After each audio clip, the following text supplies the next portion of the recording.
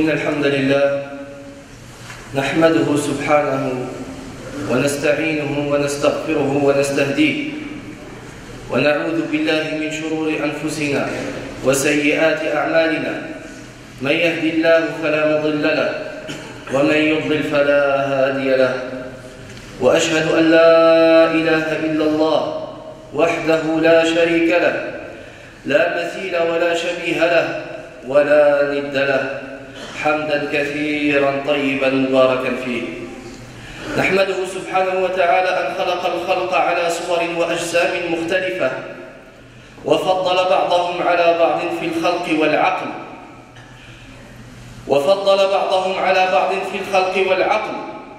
وجعل التفضيل والفضل، وجعل حقيقة الفضل في التقوى.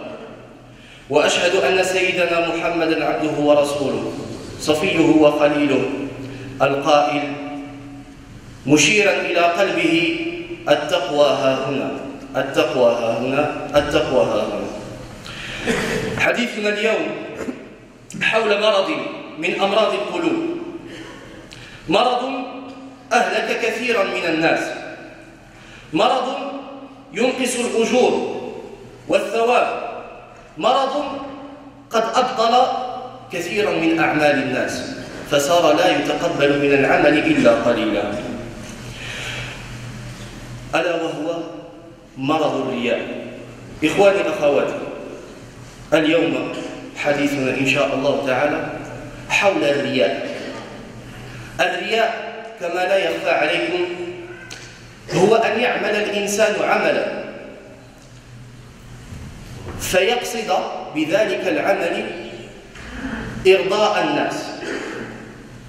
فصار كثير من الناس اليوم يصلي صلاته أو يتصدق الصدقات وكل ذلك يرائي به الناس، ليقول الناس فلان ما شاء الله يتصدق، فلان يصلي، فلان حج.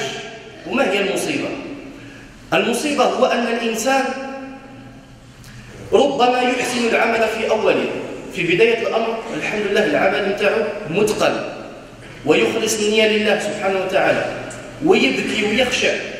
نضرب مثال: الإنسان يحج ما شاء الله يبتغي وجه الله، وتمر سنين 20 سنة تمر على حجه فيبطل حجه بلسانه، تجده يتكلم في الناس: والله حجيت ودرت كذا وكذا، ويفتخر ويتكبر وعجب روحه بذلك العمل.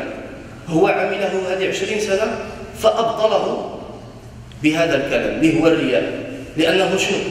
صار يبتغي وجه الناس ولا يبتغي وجه الله سبحانه وتعالى.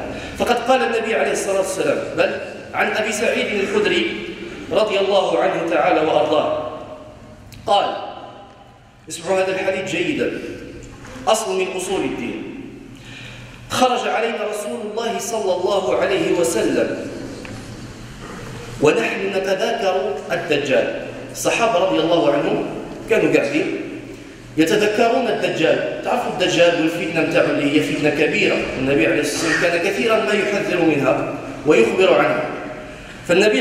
فالصحابة كانوا يتذاكرون عن الدجال، فقال لهم النبي عليه الصلاة والسلام: ألا أخبركم بما هو أخوف عليكم عندي من المسيح الدجال؟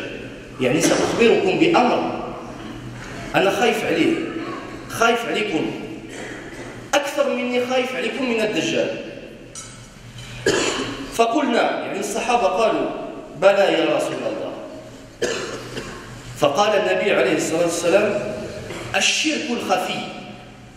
الشرك الخفي يعني شرك ذنب لا يظهر، خفي باطن في الإنسان. الشرك الخفي أن يقوم الرجل فيصلي فيزين صلاته لما يرى من نظر الرجل. هذا شرك خفي، هذه مصيبة كبيرة. أن الإنسان يصلي وهو يقول: والله أزين صلاتي ونركع هكذا ونخشع حتى يشوفني الناس أنني أخشع في صلاتي.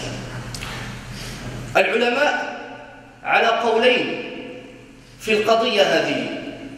منهم من قال أنك إذا صليت وفي بعض الأركان في التكبير أو في قراءتك للقرآن كنت مرائيا، يعني معجبا مرائيا، فلك الإثم على ذلك الفعل ولا تبطل صلاتك كلها.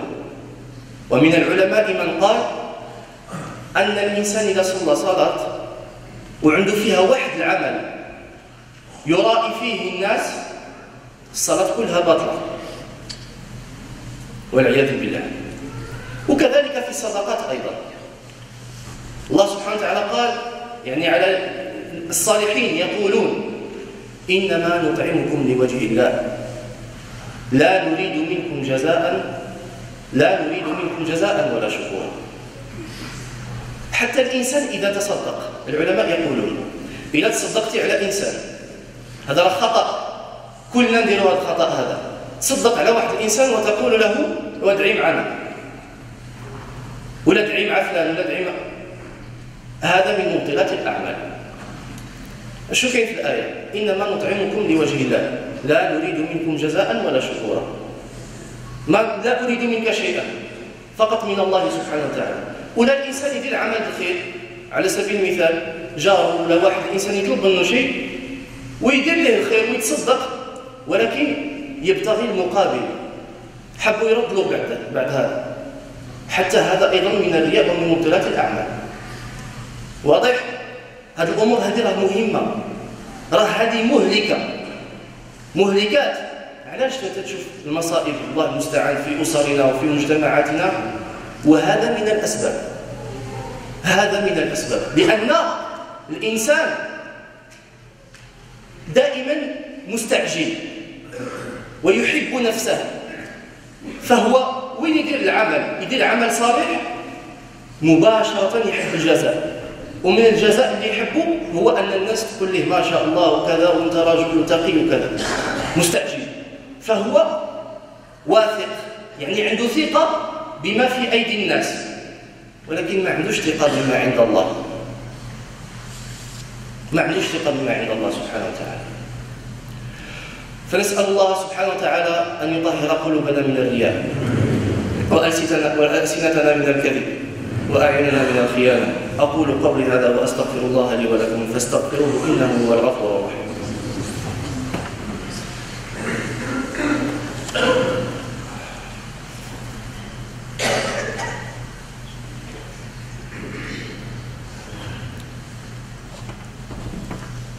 الحمد لله والصلاة والسلام على رسول الله وعلى آله وصحبه ومن والاه. Amma ba'dou, mes frères et sœurs, aujourd'hui, on va parler d'une maladie du cœur. Cette maladie-là, qui a détruit beaucoup de personnes, qui a détruit beaucoup de familles, et qui a tué beaucoup de cœurs. Cette maladie-là, elle diminue la récompense que tu peux avoir pour une bonne action. Parfois, elle peut même l'annuler. Et cette maladie-là, on ne la voit pas. À l'extérieur, personne ne la voit. Seul Allah subhanahu wa ta'ala sait ce qu'il y a dans ton cœur. Comme vous savez, le Nabi alayhi salam, il a dit dans un hadith, en mettant la main sur son cœur, le doigt sur son cœur, en disant la piété, elle est là. La piété, elle est là. La piété, elle est là. Parce que dans le cœur, tu peux faire des bonnes actions, mais ne pas vouloir la récompense d'Allah subhanahu wa ta'ala. Mais personne ne va le savoir ça. Toi tu le sais, Allah subhanahu wa ta'ala le sait. Alors, cette maladie, on va voir bi'idhnillah quel statut elle a, quel degré de danger. Et ça c'est illustré dans un hadith où le Nabi alayhi salatu wassalam, un compagnon qui est Abu Sa'id al-Khudri, radiyallahu ta'ala anhu, il dit, pendant qu'on était assis avec les compagnons, le Nabi alayhi sallam sorti. Il est sorti. Et pendant cette assise-là avec les compagnons, on était en train de se rappeler le Dajjal, le Masih Dajjal. Et là, Nabi alayhi salam, il leur a dit: ne vais-je pas vous informer de ce qui me fait plus peur pour vous que le Dajjal? Et ça, c'est parmi le fiqh, c'est parmi la sagesse. Ça veut dire, ils sont en train de parler du Dajjal. Le Dajjal, c'est une très grande fitna. On aura l'occasion, Inch'Allah ta'ala, de le traiter. Et Nabi alayhi salam, qu'est-ce qu'il leur dit? Eh bien, je vais vous parler de quelque chose qui est encore plus éprouvante que le Dajjal. Et c'est même plus dangereux que le Dajjal. Et il leur a dit, les compagnons, ils ont dit: certes, si, ô messager d'Allah, certes, on veut que tu nous préviennes, que tu nous apprennes. Et il leur a dit, Nabi alayhi salatu wassalam, l'association cachée. Qu'un homme se lève pour prier et embellit sa prière en voyant qu'on le regarde. Ça, c'est l'association cachée. C'est-à-dire que tu te lèves, tu pries, et puis même toutes les autres bonnes actions aussi. Tu pries, tu fais en sorte d'embellir ta prière, de la rendre belle, pour que les gens te voient. Tu lis le Coran, tu lèves ta voix très fort pour que les gens t'écoutent. Mais avec quelle intention? Avec l'intention que les gens disent: Masha'Allah, il prie vraiment bien, il récite vraiment bien. Et bien là, les savants, ils traitent ce problème-là sous deux angles. Il y en a qui disent: si dans ta prière, pendant une partie de ta prière, tu es tombé dans l'ostentation, ça veut dire que tu voulais que les gens te voient. Eh bien, juste cette partie-là dans laquelle tu as le péché, juste sur cette partie-là, il y a problème. Alors cette partie de ta prière, elle n'est pas valable. Et en plus de ça, tu prends des péchés au lieu de prendre des bonnes actions, comme on en a parlé la dernière fois. Et puis d'autres savants, ils disent que toute ta prière, elle est annulée. Oui, il y a des savants qui disent que toute ta prière, elle est annulée. Ça veut dire qu'elle n'est pas valable du tout. Si par exemple tu commences ta prière, et pendant une partie de ta prière, tu es tombé dans l'ostentation, eh bien c'est possible que toute ta prière soit annulée. Attention, il peut y avoir quelqu'un, comme on a dit, qui a fait le hajj, ou même toute sa vie il a prié pour Allah. Et puis 20 ans après, par faiblesse, qu'est-ce qu'il dit aux gens? Il dit: moi j'ai passé 20 ans à prier, avec arrogance. Mais pourquoi? Dans le but que les gens ils disent: Masha'Allah, tu as prié pendant 20 ans, tabarakallah, Masha'Allah. Eh bien, ces 20 ans de prière peuvent être annulés, mes frères. Zéro. Il est même venu dans un hadith de Nabi alayhi salam, où le jour du jugement, ces personnes-là qui ont fait les actions pour les gens, ou pour des intérêts du bas monde, Allah subhanahu wa ta'ala, il leur montre leurs actes, et il leur dit: allez voir les personnes pour qui vous avez fait les actes, et on verra, et on va voir s'ils vont vous récompenser. Parce que par nature, l'être humain, il est pressé. Aujourd'hui, on vit dans un monde où tout le monde est pressé. Et nous, quand on fait une bonne action, on veut directement voir les fruits. Et parmi les fruits que par nature, l'être humain, il veut avoir devant lui, c'est quoi? C'est que les gens fassent son éloge. C'est que les gens disent: Masha'Allah, bien, bien. Et là, il a sa récompense et il est content. Mais si c'est comme ça, c'est sûr que tu auras la récompense de la parole des gens, mais tu n'auras pas la récompense dans l'au-delà. Parce que ce qu'on a dans la main, ça veut dire les choses qu'on voit devant nous. Tu vois une éloge, tu vois des belles paroles, t'aimes bien. Et tu es confiant en ce que tu as dans la main. Mais par contre, tu n'es pas confiant en ce que Allah subhanahu wa ta'ala t'a donné. Alors d'où le grand problème de ta foi. Parce que Allah subhanahu wa ta'ala, qu'est-ce qu'il dit? Il dit: يَوْمَ لَا يَنْفَعُ مَالٌ وَلَا بَنُونَ إِلَّا مَنْ أَتَى اللَّهَ بِقَلْبٍ سَلِيمٍ. Le jour où ni les biens, ni les enfants ne seront d'aucune utilité, sauf celui qui vient à Allah avec un cœur saint. il n'y a rien qui te sera utile.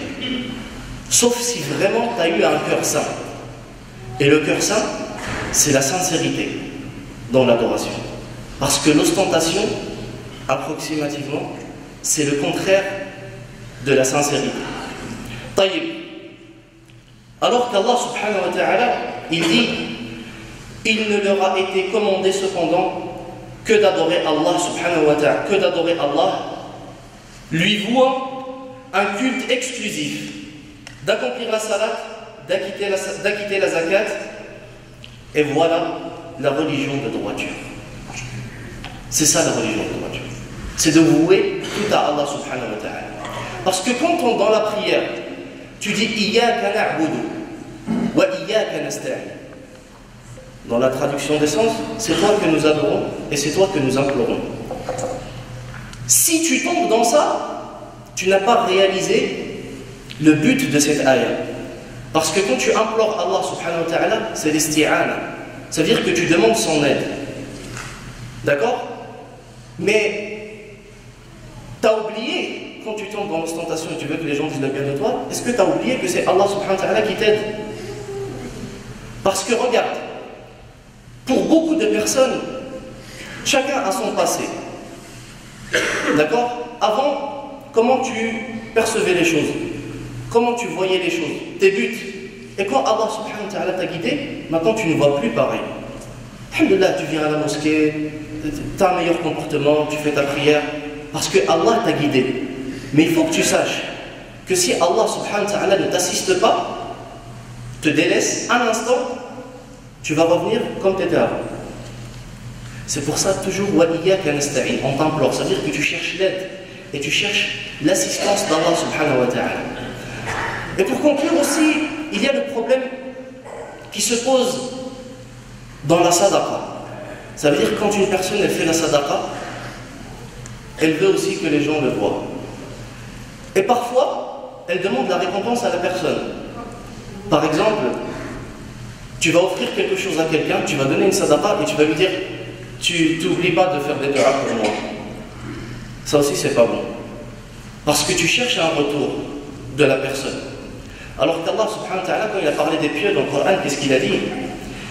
Qu'est-ce qu'ils disent les pieux dès qu'ils font les sadaqas, dès qu'ils donnent aux orphelins? Ils disent c'est pour Allah que nous vous nourrissons. Ça veut dire c'est pour Allah qu'on donne. Écoutez la suite. Nous ne voulons de vous ni récompense, ni gratitude. Ce n'est pas ce que tu dois chercher. Donc si tu fais une sadaqa et que tu cherches le retour, quelqu'un qui fait des dua pour toi, ou tu fais la sadaqa parce que, par intérêt, parce que tu sais qu'un jour tu vas avoir besoin de lui, et bien en fait tu sors de cette ayah-là. Tu sors totalement de cette ayah. Alors c'est très important. C'est très important de purifier le cœur, mes frères. إخواني أخواتي إن الله سبحانه وتعالى يقول في محكم التنزيل إن الله وملائكته يصلون على النبي يا أيها الذين آمنوا صلوا عليه وسلموا تسليما اللهم صل على محمد وعلى آل محمد كما صليت على إبراهيم وعلى آل إبراهيم وبارك على محمد وعلى آل محمد كما باركت على إبراهيم في العالمين إنك وعلى آل إبراهيم في العالمين إنك حميد مجيد اللهم اغفر لنا ذنوبنا اللهم طهر قلوبنا اللهم طهر قلوبنا من النفاق وأعمالنا من الرياء وألسنتنا من الكذب وأعيننا من الخيانة اللهم تجاوز عن سيئاتنا اللهم استرنا واغفر لنا ما علمنا واغفر لنا يا ربنا ما لم نعلم اللهم ربنا إننا ظلمنا أنفسنا فاغفر لنا وارحمنا إنك أنت الغفور الرحيم اللهم اهد شباب هذه الأمة اللهم اهد نساءنا اللهم اهد أبناءنا اللهم اجعلنا هداة مهديين اللهم اكتبنا في الصالحين اللهم اكتبنا مع الصالحين اللهم احشرنا في زمرة خير الأنام محمد صلى الله عليه وسلم اللهم ارزقنا اتباعه واتباع سنته اللهم أرنا الحق حقا وارزقنا اتباعه وأرنا الباطل باطلا وارزقنا اجتنابه اللهم تولنا فلا ولي إلا أنت اللهم فرج هم المهمومين وكرب المكروبين واقض الدين عن المدينين اللهم فرج عن إخواننا المستضعفين في كل مكان اللهم كن لهم لا عليهم اللهم فرج عنهم يا رب العالمين. اللهم صل وسلم على نبينا محمد وعلى آله وصحبه أجمعين. سبحان ربك رب العزة عما يصفون وسلام على المرسلين والحمد لله رب العالمين وأقم الصلاة.